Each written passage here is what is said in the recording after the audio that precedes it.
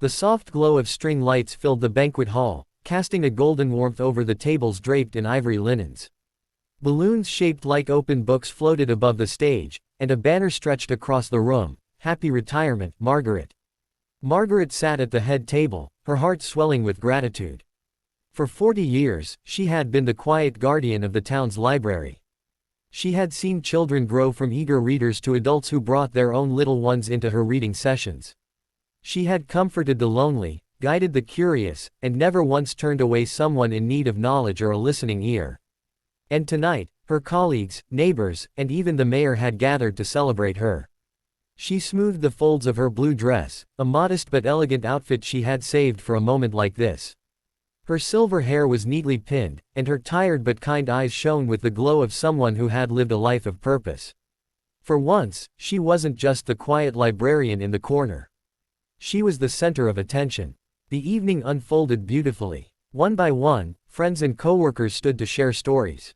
A young teacher recalled how Margaret had spent her evenings helping him study when he couldn't afford tutoring. A mother tearfully explained how Margaret's story hours had been the only light during her divorce, giving her children joy when she couldn't. Margaret's chest tightened with emotion as applause filled the hall. She dabbed at her eyes with a napkin, humbled by their words. She felt seen, valued, maybe even loved. Her son, Daniel, sat at a nearby table, smiling proudly at her. He had inherited her gentle nature, though life had hardened him with bills, responsibilities, and the endless struggle to keep his small family afloat. Next to him sat his wife, Clara. Clara looked stunning as always, her red dress hugging her figure, her jewelry sparkling under the lights. But her expression betrayed a different story. She looked bored, her eyes darting around the room with thinly veiled disdain. When others clapped, she offered only the faintest tap of her palms, as if forced. Margaret noticed, but she tried not to dwell on it. She knew Clara never warmed to her. From the moment Daniel married her, Clara made it clear she found Margaret old-fashioned, and in the way. Margaret had often endured snide remarks and cold silences at family dinners. Still, she had hoped, prayed, that tonight, Clara might put that aside for Daniel's sake. The waiters brought out the cake, a towering creation decorated with buttercream books and golden candles. The crowd gathered around, singing a heartfelt rendition of "For She's a Jolly Good Fellow." Margaret blushed, embarrassed but secretly delighted. And then, just as the music faded and Margaret leaned forward to blow out the candles, it happened. Clara's voice pierced the room like a siren. "Are we really going to keep pretending this woman is some kind of saint?" The chatter stopped instantly. Margaret froze, her breath caught halfway. Guests exchanged uneasy glances, unsure if they had heard correctly. Clara pushed back her chair with a sharp scrape and stood. Her voice grew louder, sharper, carrying across the stunned silence. "She's not this wonderful person you all make her out to be. You don't live with her. You don't hear her constant complaining, her outdated advice, her meddling in everything we do. You think she's sweet because you see her once in a while at the library. But at home, she's just a miserable old woman who refuses to accept she's useless now." Gasps rippled through the room. Someone dropped a fork, another muttered, "Oh my God." Daniel leapt to his feet, his face flushed. "Clara, enough. This isn't the time." But Clara ignored him. Her arms were crossed, her voice dripping with scorn. "She sits there acting like she's still important, like she still matters. But the truth is, she's just dead weight.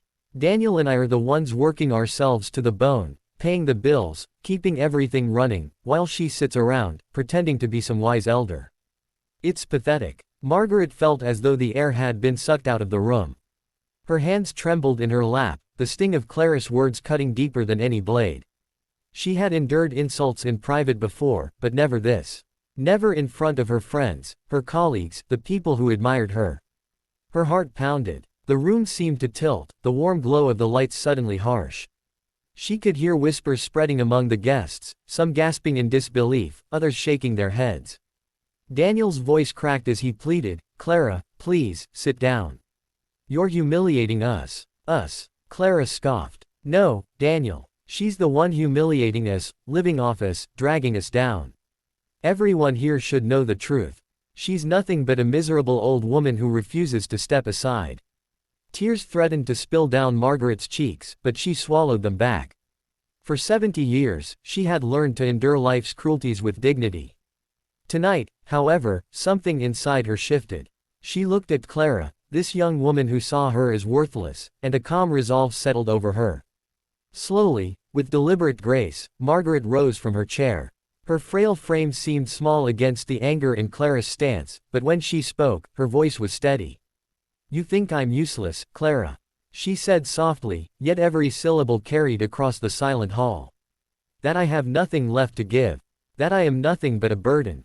Clara smirked, tilting her head. "Finally, you admit it." But Margaret's eyes, suddenly sharp and unwavering, did not waver. She clasped her trembling hands together, drew a steadying breath, and continued. "I have kept quiet for years, enduring your sharp tongue, your disdain, because I thought peace was worth more than pride. But tonight, since you've chosen to shame me in front of those I love, I will tell you something you, and everyone here, do not know." The crowd leaned in, curiosity rippling across the room. Even Daniel looked at her with wide eyes, confused. Margaret straightened her back. "As of this week, I am not only a retired librarian. I am also the owner of a $3 million inheritance. Money I saved, invested, and grew quietly, while you assumed I had nothing. Money I intended to share with my family." A stunned hush fell over the hall. Forks clattered against plates. Someone audibly gasped. Daniel's mouth fell open, utterly speechless. Margaret's gaze never left Clara's. "Yes, Clara. $3 million. And tonight, I was planning to announce how I wanted to use it, for my son, for his future, for the family I hoped would stand together. But after hearing what you truly think of me, perhaps I must reconsider who deserves my generosity." Clara's face drained of color. Her smirk collapsed into a gape of shock. Margaret's voice grew stronger, almost regal in its calm fury. "You called me a miserable old woman. But let me tell you, miserable is not the word for someone who has sacrificed her life, raised a son alone after her husband's death, worked nights and weekends so he could study, and still found joy in serving her community. Miserable is not the woman who built a future, silently, while others sneered. Miserable is the person who cannot recognize the worth of another human being." The hall erupted in murmurs, the guests nodding, some clapping in support. Margaret's words hung in the air like a thunderclap. And Clara, once so sure of herself, now stood exposed, shrinking under the weight of the truth. The hall was still humming with whispers, the weight of Margaret's revelation pressing down like a storm cloud. Clara's face remained frozen in shock, her lips parted but no words escaping. For the first time that evening, her flawless poise had cracked, and the truth of her cruelty was laid bare for all to see. Daniel rubbed a hand across his forehead, his shame clear in his trembling voice. "Mom, I didn't know. You never told me." Margaret turned to him, her eyes softening. "I know, son. I never told anyone. Not because I didn't trust you, but because I wanted you to live your life without expectations of what I might leave behind. I wanted you to work, to strive, to stand proud on your own feet, just as I had to when your father passed away." Her words silenced the murmurs in the room. Guests, who had moments earlier been gossiping in shock, now leaned forward in reverence, captivated by the grace in Margaret's voice. Clara, however, wasn't ready to surrender. Her mind raced, fueled by the panic that everything she had just thrown into the open might cost her far more than her dignity. She forced a laugh, though it sounded strained. "Well, Margaret, if you really had that kind of money, you should have told us sooner.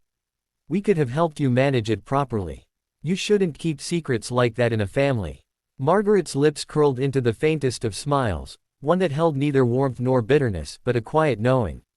"Oh, Clara, that's precisely why I didn't tell you. Because money has a way of revealing who people truly are. And tonight, you've shown me exactly who you are." A ripple of agreement moved through the crowd. Someone muttered, "She's right."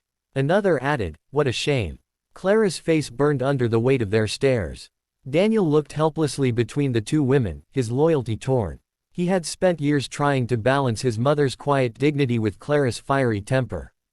Tonight, though, the scales had tipped. The venom in Clara's words, and his mother's grace under fire, made the truth impossible to ignore. Margaret placed a hand on her son's arm, steadying him. "Daniel, don't look so lost.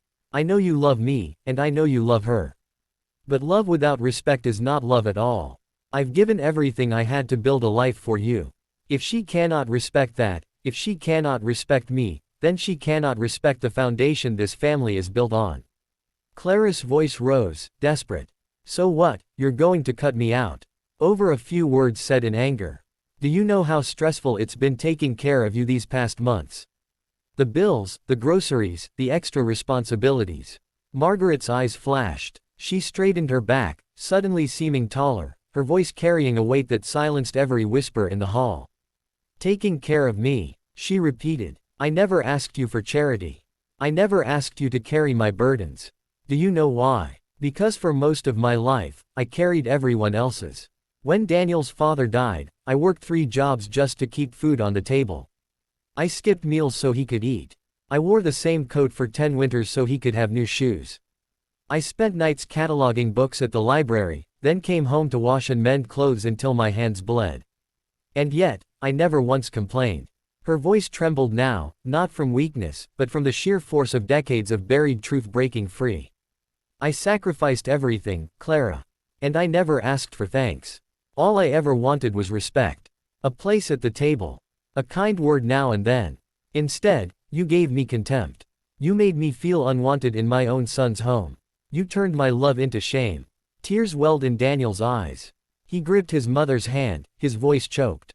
Mom, I'm sorry. I should have defended you sooner. I thought staying quiet would keep peace, but I see now I was wrong. I let her treat you this way. Margaret squeezed his hand gently.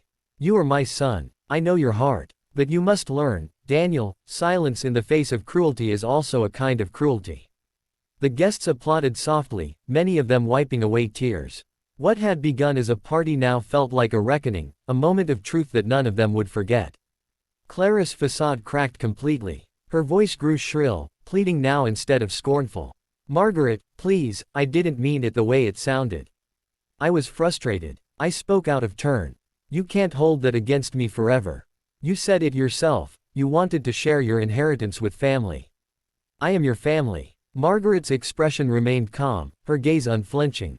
Family is not determined by marriage certificates or last names, Clara. Family is built on love, kindness, and respect. And tonight, you've shown me where you stand. Clara's chest rose and fell rapidly, but she could find no words. The silence pressed on her, heavier than any insult. Margaret turned to the room. Tonight was supposed to be a celebration of my retirement. But perhaps it has become something greater, a lesson. I had planned to divide my inheritance evenly between Daniel and Clara, thinking they would build a strong life together. But I will not place my life's work in hands that treat me with disdain. A gasp rippled through the guests again. Clara's face twisted in disbelief. You can't be serious. Oh, I am, Margaret said firmly. Because every penny I earned with sweat, sacrifice, and love. And I will make sure it is used with the same values. If that means revising my plans, so be it. The crowd erupted into supportive applause, louder this time, a wave of affirmation that lifted Margaret's heart. She had not only defended herself, she had reclaimed her dignity. When the evening finally wound down, guests came to hug her, to whisper encouragement. Many told her she had inspired them to stand up for themselves. Daniel walked her to the car, his arm around her shoulders, while Clara followed in silence, her face tight with rage and humiliation. Outside, under the cool night sky, Margaret paused and turned to her son. Daniel, you must think about the life you want. Respect, kindness, and love are worth far more than money. If Clara cannot offer those things, then no amount of wealth will make your marriage whole. Daniel nodded slowly, his face pale but resolute. He didn't answer right away, but the silence between them spoke volumes. That night, Margaret slept peacefully for the first time in years. She had spoken her truth. She had drawn her line. Weeks later, the town was buzzing again, this time with news of her decision. Margaret announced that while Daniel would inherit a large share of her estate, she would donate a significant portion to education funds, community libraries, and scholarships for underprivileged children. It was a full-circle moment. The librarian who had given her life to knowledge and compassion would leave behind a legacy that carried those values forward. As for Clara, she was left with the bitter taste of her own words. She had tried to shame Margaret, only to reveal her own greed and cruelty. And in doing so, she lost the very fortune she once believed she was entitled to.